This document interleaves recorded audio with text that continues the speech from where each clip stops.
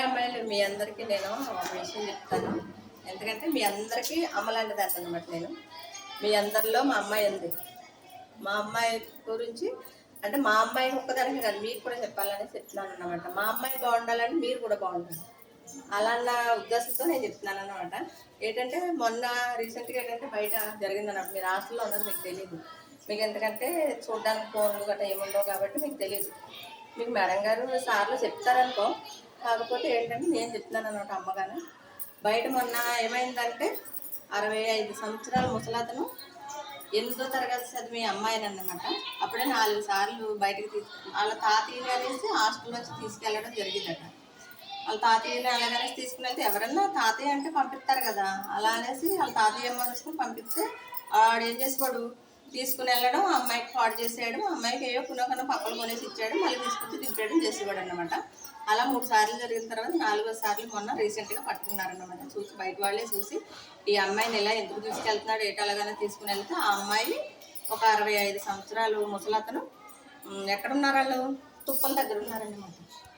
అంటే వాళ్ళు ఆ ముసలతను అసలు ఆడు నిజంగా బుద్ధున్నవాడంటే అలా చేయకూడదు. కాకపోతే అలా చేయడానికి కారణం కూడా ఉంది. ఎందుకంటే అమ్మాయిలు కూడా కారణమే కదా, వాడు ఎవడో తెలియదు. ఇప్పుడు ఇక్కడ హాస్టల్ వాళ్ళకి మా చుట్టాలు ఎవరు మనోళ్ళు ఎవరో ఏటన్నది వాళ్ళకి తెలియకపోయినా మీకు తెలుస్తుంది కదా. ఎవరు పడితే వాళ్ళు వచ్చేసి రండి బయటకు వెళ్దాము, అక్కడికి వెళ్దాం, ఇక్కడికి వెళ్దాం అంటే మీరు అమ్మాయిలు ఫస్ట్ మిమ్మల్ని మీరు కాపాడుకోవాలి. అలా అనేది ఎవరో ఏదో చెడుగా మిమ్మల్ని చెడుదారిలో పంపించడానికి మళ్ళించడానికి చూస్తారు. కానీ మీరు మాత్రం అలా తయారవ్వకూడదు. ఎందుకంటే చెడుదారి అన్నది పక్కకు పెట్టేసి మంచిదారిని అన్నది మీరు నడిచారనుకో, రేపన్న రోజు మీ జీవితాలు బాగుంటాయి. ఈరోజు ఏంటంటే ఎంజాయ్ గురించి చూస్తున్నారు తప్పగానే ఎంజాయ్గా ఉండాలి, అలాగే తిరగాలి, ఇలా తిరగాలి, బల మీద తిరగాలన్న తప్పగానే రేపన్న రోజు మనం ఎలా ఉండాలి ఏంటి అన్నది మీకు అర్థం అవ్వట్లేదన్నమాట. కాబట్టి మీరు అర్థం చేసుకొని మీరు చక్కగా ఏంటంటే మీ తల్లిదండ్రులు ఫస్ట్ తల్లిదండ్రుల గురించి మీరు ఆలోచించితే కనుక మీరు అందరూ బాగుంటారు. మన ఏజెన్సీలో ఏంటంటే మనకంటూ పెద్దగా కూళ్ళు ఉండవు, రేట్లు ఎక్కువ కూడా ఉండవు. కాకపోతే తల్లిదండ్రులు ఎలా అన్నా కానీ వారం వస్తుంది అనుకోవట్లేదు, మీరు ఫోన్లు చేయబోతులేదు, పరుగులెట్టుకుని మీ దగ్గరికి ఎందుకు వస్తున్నారు? మా పిల్లలనే కదా, మా పిల్లలు హాస్టల్లో ఉన్నారు, వాళ్ళ దగ్గరికి మేము వెళ్ళాలి, వాళ్ళకి పప్పలు కొనివ్వాలో లేకపోతే పెన్నలు కొనివ్వాలో లేకపోతే వాళ్ళకి కొనివ్వాలి అన్న ఆశతోటి వస్తున్నారు కదా. అలాంటిదప్పుడు మీరు ఏం చేయాలంటే బయట వాళ్ళు వచ్చి మీకు లై కొనిస్తాం ఈ కొనిస్తామనో లేకపోతే అక్కడికి వెళ్దాం ఇక్కడికి వెళ్దామనో అంటే కనుక ఫస్ట్ మీరు ఫోన్ చేసి ఎవరికి చెప్పాలి?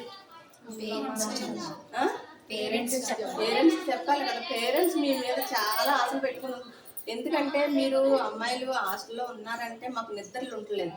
ఎందుకంటే బయట మేము చూస్తున్నాం, సెల్లల్లో టీవీల్లో మేము చూసి అన్నీ చూసి ఫస్ట్ మీరే మాకు గుర్తొస్తుంటారన్నమాట. బాబు మా పిల్లలు ఎలా ఉన్నారు, హాస్టల్లో ఎలా ఉన్నారో ఏటో, ఎవరి చేతుల్లో ఎలా మోసపోతారో ఏటో అన్న భయంతో బతుకుతున్నాం అన్నమాట.